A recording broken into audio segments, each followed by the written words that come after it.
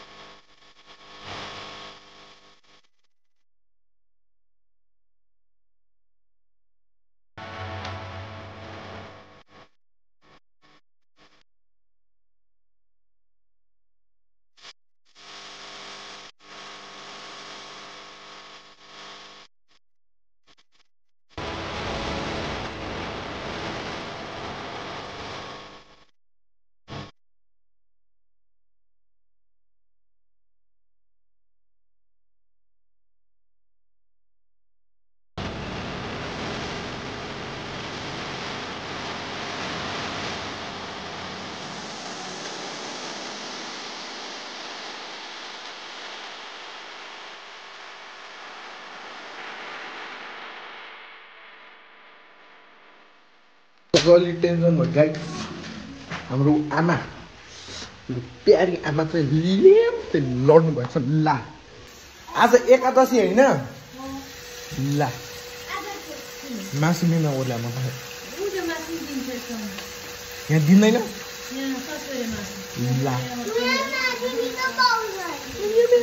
ल भयो मासु नखाने आज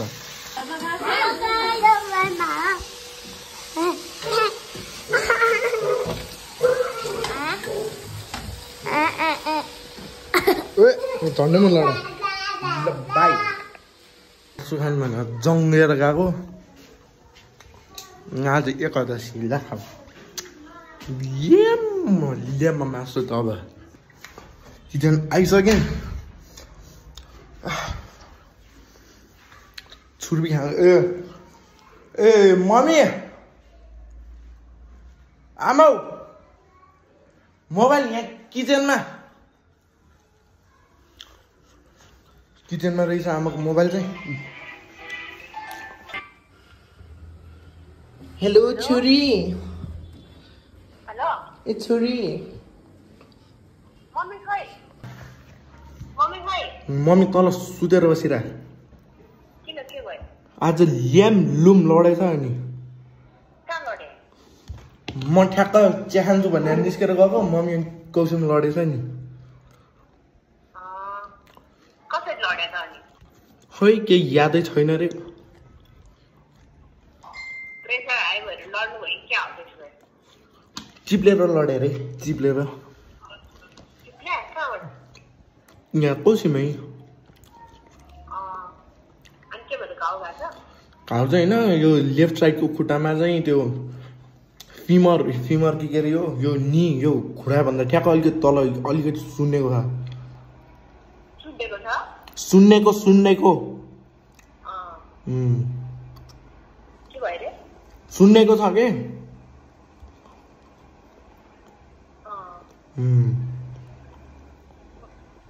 म भोलि 10 बजेतिर खाना खाएर आउँछु भनेर भन्दै भने नि खाना खाएर आउँछु भनेर अनि हामीले लिन पनि भन्दै थियो त मम्मीले त हैन हो ड्याडी र मलाई जा भन्दै थियो मम्मीले बिहान कहिले अघि न दिउँसो भोलि बिहान 6-7 बजीतिर तँलाई लिन जा भन्दै हुँदै थियो मम्मीले भोलि आउँछु 10 बजीतिर म यताबाट कोसँग यहाँ एउटा गाडी भनेको छ भनिसक्यो ल ठिक छ अनि के छ हालखबर छोरोको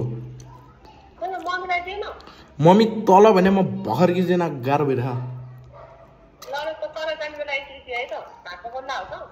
पकाउनु आएको माथि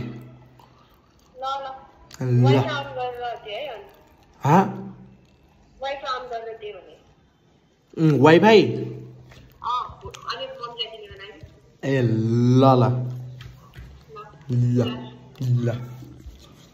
सो अरू भने त्यही हो मेरो दिदी चाहिँ भोलि आउने भयो मेरो कान्छी दिदी अनि छोरो पनि आउँछ भोलि चट्ट लगाएर मेरो रुम पनि सफा भइसक्यो अनि थ्याङ्क्स मेरो सफल दोस्तलाई थ्याङ्क्स है मलाई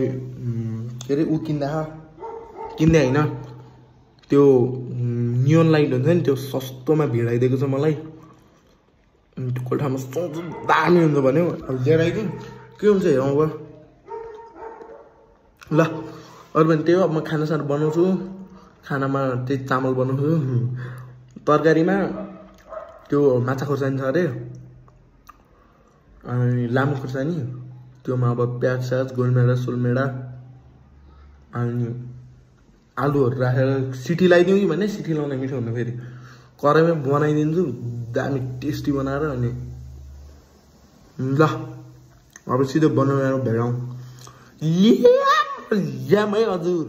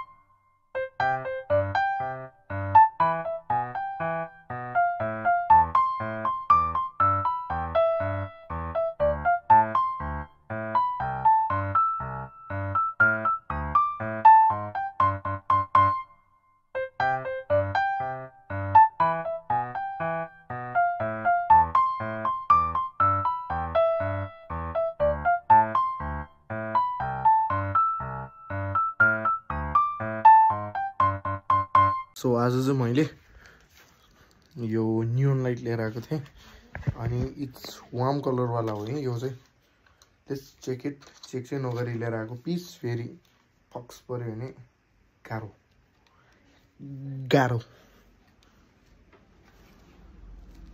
कहिले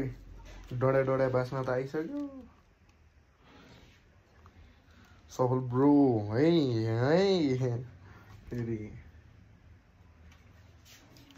फेरि पाउनु म अहिले जान्छु पाउनु एकछिन पाउनु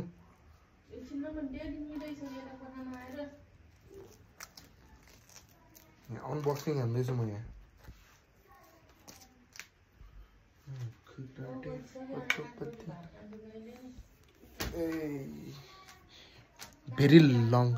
भेरी लङ साई guys very long just like my hair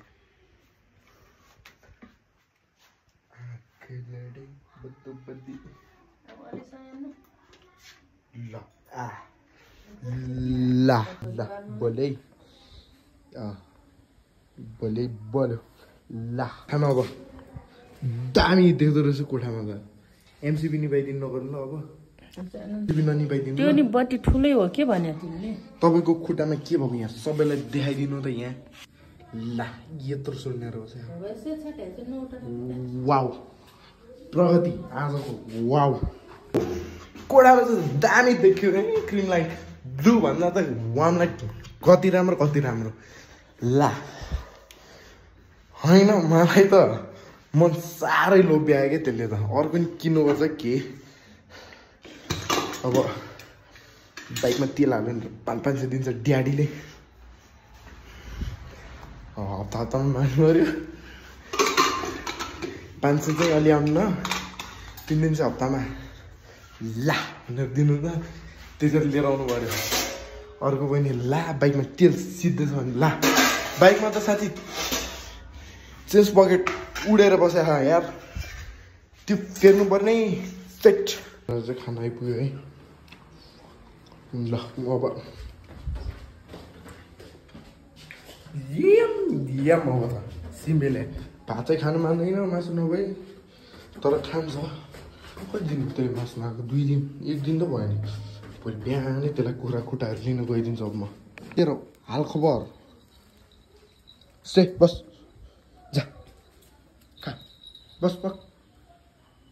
न जान ओ भिडियो चाहिँ आज यतैतिर बिसाइदिन्छु गाइज अनि अब मिनी भ्लग भन्दा नि भ्लगतिर फोकस गर्छु कस्तो नाइस देखिरहेको छ लाइटिङ चाहिँ कस्तो नाइस देखिरहेको छ क्या झन् रुम छिर्दाखेरि त कस्तो बबाल देखिरहेको छ झन् पक्नै परेन त अनि रुम यत्तिकै बबाल कि चकाचक ल अनि ल पानी गाडाकुडुक त गरिरहेछ गाडाकुडुक लाग्छ कि पानी सानी पऱ्यो भने सिम्बेलाई फेरि माथि ल्याउनुपर्छ अनि त्यही हो आजको लागि भिडियो यतातिर